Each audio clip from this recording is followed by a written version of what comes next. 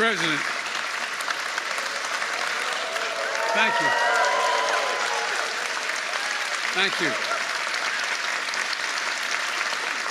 You're very generous. Thank you very much. Mr. President, thank you for that introduction. It's wonderful to be back in the Republic of Korea. President Yoon, I'm honored by the welcome you've given me to your beautiful country. And congratulations again on your election. Congratulations. And recent inauguration.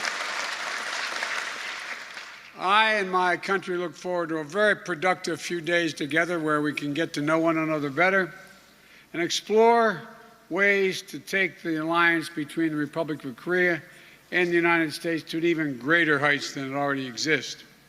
And Vice Chairman Lee, thank you for welcoming us to this Samsung Semiconductor facility. This is an auspicious start to my visit because it's emblematic of the future cooperation and innovation that our nations can and must build together. I'm joined by my Secretary of Commerce, Secretary Raimondo is here in the front row, who's working every day to bring us closer to that goal. I've just seen how this plant makes the most advanced semiconductor chips in the world. They're a wonder of innovation, design, precision, and manufacturing. Semiconductors power our economies and enable our modern lives, from our automobiles to our smartphones to medical diagnostic equipment. And when it comes to the most advanced chips, like the ones made here in Samsung, is only one of only 3 companies in the world that makes these chips. It's incredible, an incredible achievement. Because these little chips, only a few nanometers thick, are the key to propelling us into the next era of humanity's technological development. Artificial intelligence, quantum technologies, 5G, and so very much more, things we haven't even thought of at this point. This plant also reflects the close bonds and innovation between our countries. Much of the technology and machinery that is used to make these chips was designed and produced in the United States. And by uniting our skills and our technological know-how, it allows the production of chips that are critical to both our countries and are essential sectors of our global economy. And thanks for the incredible $17 billion investment that Samsung announced last May, soon to the United States to have a facility like this one that manufactures the most advanced chips in the world in Tyler, Texas. Thank you.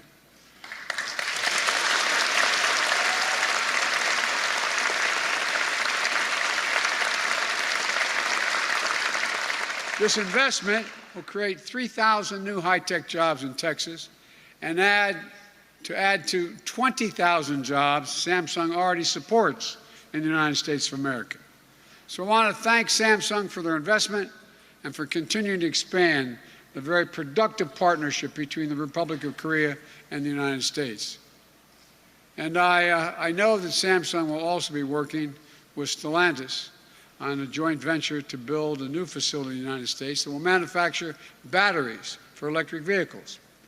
Investments like these are going to help catapult us forward toward a clean energy future, which we both badly need, advancing our shared economic growth, our energy security, and our climate goals.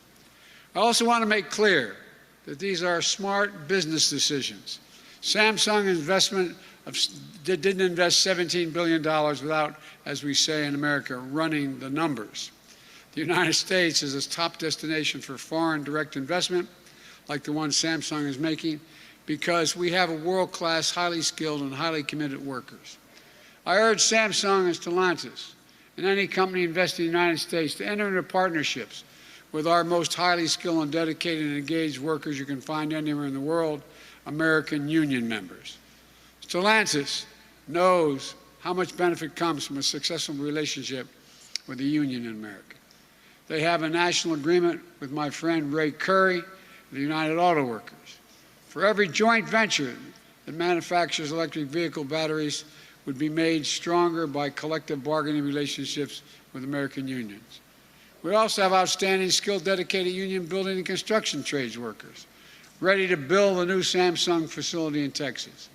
So let's work together to make this happen. and to get that plant built on time and on budget, safely and efficiently, because union labor means high-quality work that delivers the best possible return on investment. The United States has premier colleges and universities, a culture that fosters innovation and entrepreneurship, a transparent and predictable legal system where companies know their ideas and their investments will be protected. And my administration is doubling down on all of these strengths. We're investing more than $1 trillion to upgrade America's infrastructure coast to coast over the next decade.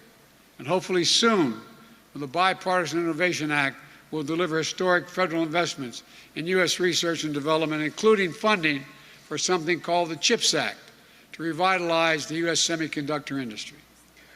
Our two nations work together to make the best, most advanced technology in the world, and this factory is proof of that.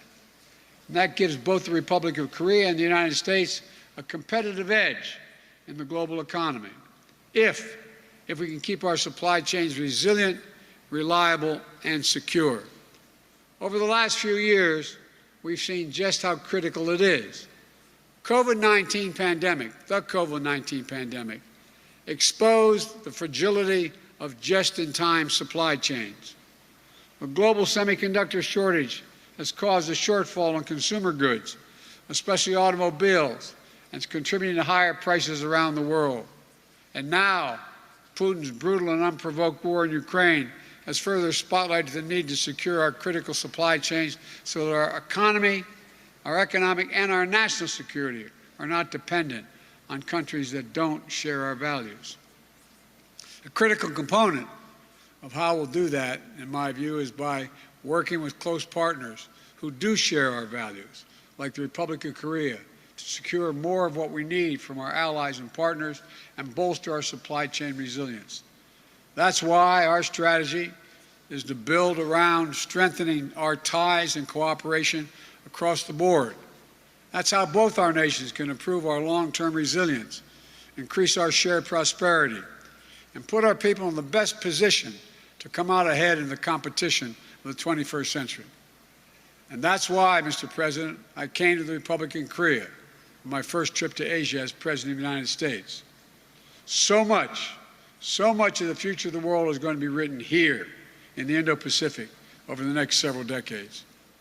We're standing at an inflection point in history where the decisions we make today will have far-reaching impacts on the world we leave to our children tomorrow.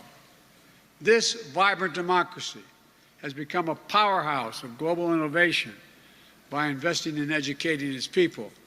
And companies like Samsung, that are driven by responsible development of technology and innovation, will be critical to shaping the future in the direction of our two countries, the direction we both want to go. So this is the moment, in my view, to invest in one another, to deepen our business ties, to bring our people even closer together. This is something President Yoon and I will be talking about on our visit after this meeting and in the months ahead, because the alliance between the Republic of Korea and the United States of America is a linchpin of peace, stability, and prosperity for a region of the world that we seek. So thank you all very much, and President Yoon, thank you for everything you've done so far. Appreciate it. Thank you.